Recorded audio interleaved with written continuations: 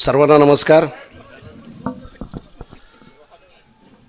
आज या ठिकाणी CA Girish Kadam and associates या नवीन चार्टर्ड अकाउंटंट फर्मच्या उद्घाटन प्रसंगी उपस्थित असलेले आपले संजीवराजे नाईक निंबाळकर, सर्व मार्केट कमिटीचे चेअरमन, व्हाईस चेअरमन, सदस्य, आपले आमदार साहेब आणि उपस्थित सर्व फलटणकर बंधूंनो, आता प्रास्ताविकामध्ये किंवा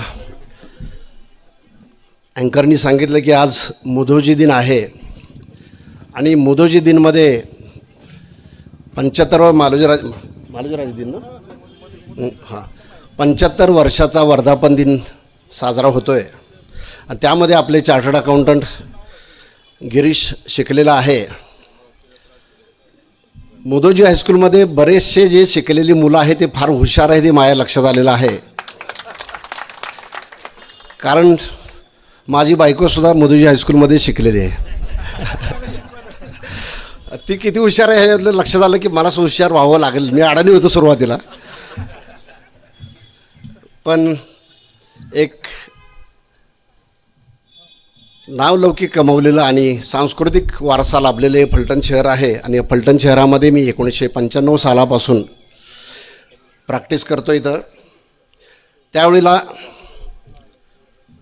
चार्टर्ड अकाउंटंट म्हणून फलटणमध्ये माझ्यामध्ये कोणच नव्हतं. जे होते ते पुण्याला प्रॅक्टिस, आता सुनील कदम साहेब जे भूमिपुत्र इथले आहेत ते पुण्याला प्रॅक्टिस करत होते तिथं. परत आणखी 1-2-3 नावं आहेत की ते पुण्याला प्रॅक्टिस करत होते.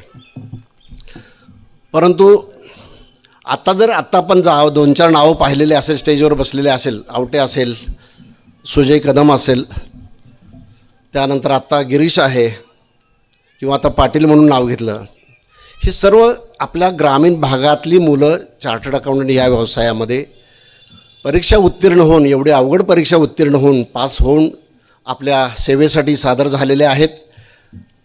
आणि हे फार चांगली आणि अभिमानाची बाब आहे. 30 वर्ष माझ्या प्रॅक्टिसला झाली. 30 वर्षापूर्वी मी ज्यावेळेला प्रॅक्टिस सुरू करत होतो त्यावेळेला मला जाणवतं आहे त्यावेळेला आमची हार्डवर्कची प्रॅक्टिस होती. खूप कष्ट करायला लागले होतं. मागाशी गिरीशने सांगितलं की आता AI टेक्नॉलॉजीमुळं बरंचसं काम सोपं झालेलं आहे, परंतु त्यावेळेला फाईल बघा, हे करा, ऑडिट बघा, किर्द लिहा, खतावणे लिहा, त्या तपासा, हे त्यावेळचं प्रॅक्टिस होतं.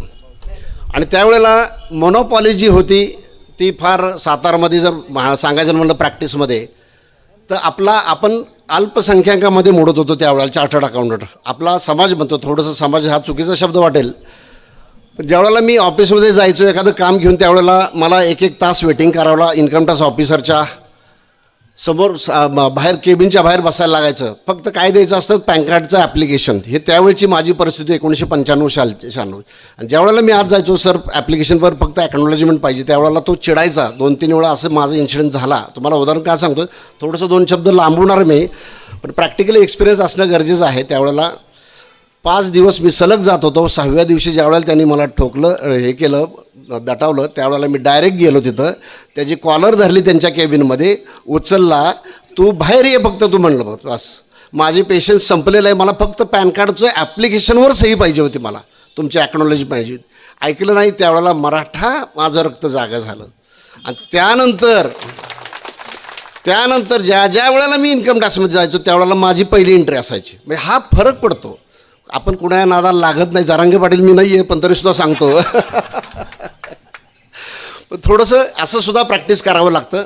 सुदैवानं बाबांनी फार मदत केली मला या माझ्या 95 सालापासूनच्या प्रॅक्टिसमध्ये आणि त्यांच्यामुळंच मी आज बरीचशी कामं मला या ठिकाणी मिळाली. आपला ग्रामीण भाग आहे. ग्रामीण भागामध्ये बऱ्याच वेळेला 10-12 वर्षापूर्वी, 10-11 साली बऱ्याचशा लोकांनी जमिनी विकलेल्या आहेत आणि त्यांचे शेतीचे जे पैसे आलेले आहेत त्या संदर्भात बऱ्याच लोकांना नोटिसा आलेल्या आहेत. त्यांना इन्कम टॅक्स भरावा लागला, त्यांना गायडन्स चुकीचा मिळाला. ह्यामध्ये आपण फार चांगली मदत ह्या ग्रामीण भागातील लोकांना केलेली आहे. बरेच लोक, महिला वर्ग काय करतात, सोनं खरेदी करतात 2-2, 3-3, 4-4 लाखाचं. आत्ताची परिस्थिती फार बदललेली आहे, त्यामुळे ती काळजी घ्या. 2 लाखाच्या वरती जर सोनं घेत असाल, कॅश पेमेंट करत असाल तर तुमचं नाव 100% इन्कम टॅक्सच्या नोटीसमध्ये येणार. त्यामुळे घेताना अर्ध्या तोळापासून सुरुवात करा, फार जास्त घेत जाऊ नका, नवऱ्याला त्रास देत जाऊ नका. त्यानंतर जमिनी ज्या आपण विकतो, ग्रामीण भागातली लोक असतो त्या लोकांना पैसे कुठे ठेवायचे, घर साधं असतं, पैसे लाखो रुपये आलेले असतात, मग दुसऱ्या दिवशी कागद असतो 10 लाखाचा, पैसे मिळाले असते 1 कोटी रुपये, ठेवायचे घरी कुठं पैसे म्हणून दुसऱ्या दिवशी आपण बँकेत जाऊन ठेवतो लगेच दुसऱ्या दिवशी. बऱ्याच लोकांना अशा प्रकारच्या नोटिसा आलेल्या आहेत आणि या नोटिसा त्यांचं चांगल्या प्रकारे टॅक्स वाचून इन्कम टॅक्स ऑफिसरला पैसे न देता आपण कामं केलेले आहेत आणि ह्यामुळं अत्यंत समाधानानं आपण जीवन जगत आहोत. याबरोबरच बरेचसे लोक असे आहेत की सगळं कळत असूनसुद्धा न कळाल्यासारखे करतात, आपल्याकडून माहिती घेत असतात, 10 ठिकाणी फिरवून येत असतात. अशा लोकांपासून जे नवीन चार्टर्ड अकाउंटंट आहे त्यांनी सावध राहणं पाहिजे. आपण अद्ययावत ज्ञान आपल्याजवळ असणं गरजेचं आहे. चुकीचा सल्ला एक परे 1000 सल्ले देऊ नका, पण एखादाही चुकीचा सल्ला देऊ नका, हे माझं 100% सांगणं आहे. आणि त्याबरोबरच आमचा व्यवसाय जो आहे, सकाळी 10 वाजता खुर्चीत बसल्यानंतर संध्याकाळी 10-11 वाजेपर्यंत आम्ही खुर्चीतच बसलेलो असतो. त्यामुळं आपल्या तब्येतीकडे सगळ्या चार्टर्ड अकाउंटंट मी सांगत असतो की आपल्या तब्येतीकडे आपण लक्ष देणं गरजेचं आहे. दररोजचे 2 तास आपल्यासाठी स्वतःसाठी काढणं गरजेचं आहे आणि तरच आपली तब्येत चांगली होईल आणि आपला स्टॅमिना चांगला टिकेल. 50-60 वर्ष आपल्याला प्रॅक्टिस करायची आहे. आज माझं वय 60 वर्ष आहे, परंतु मी दररोज 2 तास व्यायाम करतो. जवळजवळ माझ्या 25 हाफ मॅरेथॉन, 21 किलोमीटरच्या मॅरेथॉन झालेले आहेत आणि 42 किलोमीटरचा फुल मॅरेथॉन झालेले आहेत. चांगला टेनिस खेळतो, चांगला बास्केटबॉल खेळतो सगळ्या खेळात. आणि जुन्या काळात ज्यावेळेला CA व्हायच्या अगोदर कबड्डी, खो खो, कुस्त्या वगैरे सगळं खेळून झालेलं आहे. माझा मुलगा नॅशनल स्विमर आहे. त्यामुळं घरात स्पोर्ट्सचं वातावरण ठेवणं आपलं काम आहे. आणि ह्याबरोबरच आपली तब्येत, मानसिक संतुलन आणि आपला व्यवसाय ह्या सर्वांची एकनिष्ठ राहणं गरजेचं आहे. गिरीश, तुला पुढच्या भविष्यासाठी खूप खूप शुभेच्छा आणि असाच प्रगती करत राहा. मगाशी तुझं भाषण ऐकलं, मला अतिशय छान वाटलं. आपले हात लटपट कापतात असे उभं राहताना स्टेजवर, पण तो अत्यंत ज्या पद्धतीने धाडसानं बोलत होता आणि त्याच्या पाठीमागचा तुझा वारसा तुझ्या वडिलांचा आहे. ते मार्केट कमिटीचे सदस्य संचालक असल्यामुळं त्यांना बोलण्याची, वागण्याची, राहण्याची चांगली सवय आहे. तर असाच पुढे प्रगती करत राहा आणि मोठं नाव कर. पुढच्या तुझ्या भविष्यासाठी खूप खूप धन्यवाद. थँक्यू.